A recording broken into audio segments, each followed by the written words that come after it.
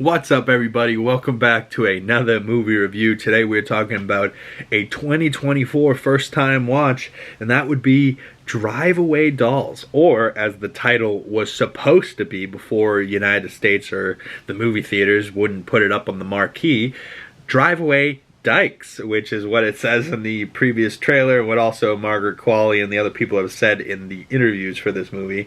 But I expected to like this movie because, you know, the trailers look decent enough, and it looks funny and fun. It looks like a lesbian love story as far as what I thought it was going to be going into it. But then I got into it, and some of the cast people that they got to do this movie for small roles, I'm like, are you serious? Like, every time that these people would pop up, I'm like, what, him? Okay, cool. Like, Coleman Domingo's in this at some point. This is from Ethan Coen, one of the Coen brothers, right? And so the whole time I'm like, okay.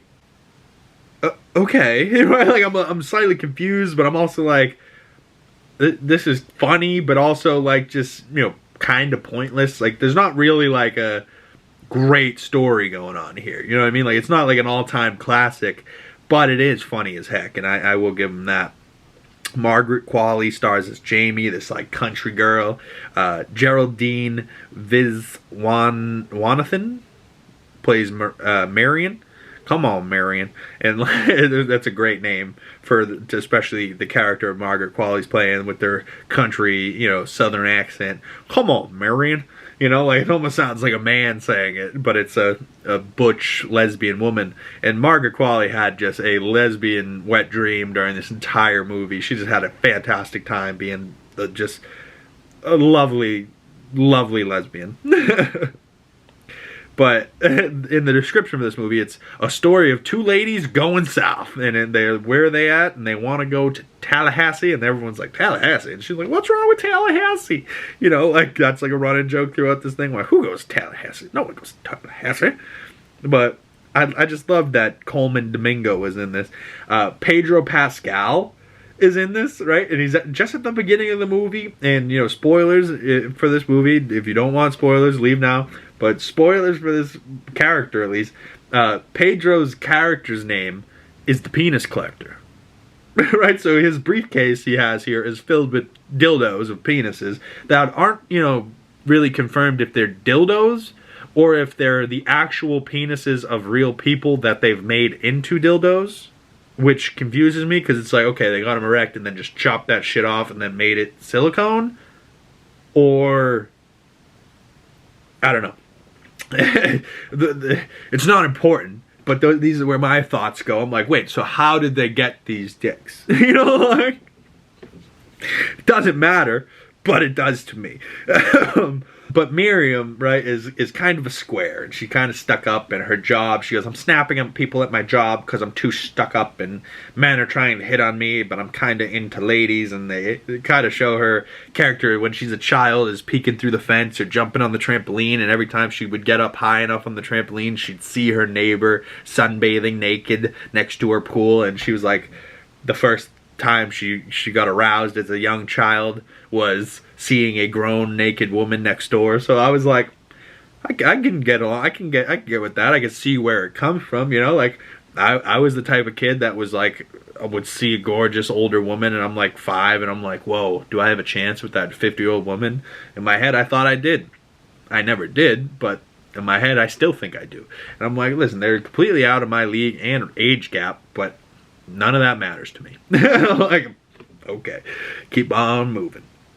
But Suki, played by Beanie Feldstein, she's hilarious in this, and she's like Margot Qualley's, Jamie's character's ex, and she's a cop, so she's like trying to help her, but also not helping her, and being a bitch, and fighting the guys that are trying to come after them. And then finally, right, like, they didn't know that they were coming after, like, these guys were coming after them, and all of a sudden they get a flat tire. They look in the trunk, and they see no spare tire, but they see a briefcase. They open up the briefcase, they're like, whoa, you're seeing what I'm seeing, right? They're both lesbians, but they just see a full briefcase of dicks. And they're like, whoa, what's the deal with this? They go back to their hotel room, and they kind of start to hook up for the first time. And you know, the whole movie, like, they're friends, and she doesn't want to be together with each other. But, you know, slowly but surely, the love story starts to unfold. So for me, I'm like, oh, a love story. I fucking love it. So, you know, man, woman, woman, woman, I don't really care. So as long as it's love, I'm cool with it. But these two start to fall for each other. They go back to the hotel room. Margaret Qualley's Jamie gets Miriam to come hard as fuck. She's orgasms so hard that she falls asleep, and Margaret Qualley kind of curls up next to her and then wakes her up in the middle of the night. And she's like, what are you doing? She goes, I'm sorry. I waited long for you, but you got off and I never got my turn, and now I'm going for it. And she's like, what are you doing? She looks at the briefcase. There's a dick missing. She's like, what are you going to do, run through all of them? She goes, no. I think I'm going to stick with this one. I like this one. Whose dick is she using? But Senator or something, played by Matt fucking Damon? What? I was like, how did they get these people to do these small roles? I was like, who cares? Like, it's hilarious. So they bribe him to, hey, we'll give you back the dicks in the briefcase, but you need to give us millions of dollars. And so that's what's in the briefcase. He's got money for him, gives him the thing, and then he's like, oh man, these fucking women are such terrible women. So he comes to, he like, you know, gets the dicks back, but he's trying to now kill them and take the money back as well and do like a little double cross. And he runs up, and Suki now has flown into Tallahassee from wherever they were, and she's a cop, so she's, you know, has her off-duty pistol on her, sees this guy running up in a mask all creepy, pulls out the gun to defend themselves, kills the guy, or shoots him at least, and then they realize, oh, it's the fucking senator, right? Like, so there's certain parts that are super funny, but parts that I actually really love about this movie is that by the end of this, right, they get their briefcase, and a lesbian walks up and goes, hey, we're going to a basement party, you want to come? Which is exactly what happened earlier in the movie. They went, and this is where the whole awkward love story between these two started. But now, since they've hooked up at the hotel, they've, you know, been carrying around Pedro Pascal's head in a box of dicks. They've blackmailed this dude to give him his dicks back for money. Now they have money. Now they're together, and they've gone through this whole journey, and they go, nah, I'm good. And she just kind of puts her arm around each other, and now those two are a couple, and I fucking loved it because this lesbian couple gets a happily ever after. But the more I thought about this, because this was a Coen Brothers thing, I'm like, wait a second, I just watched No Country for Old Men recently.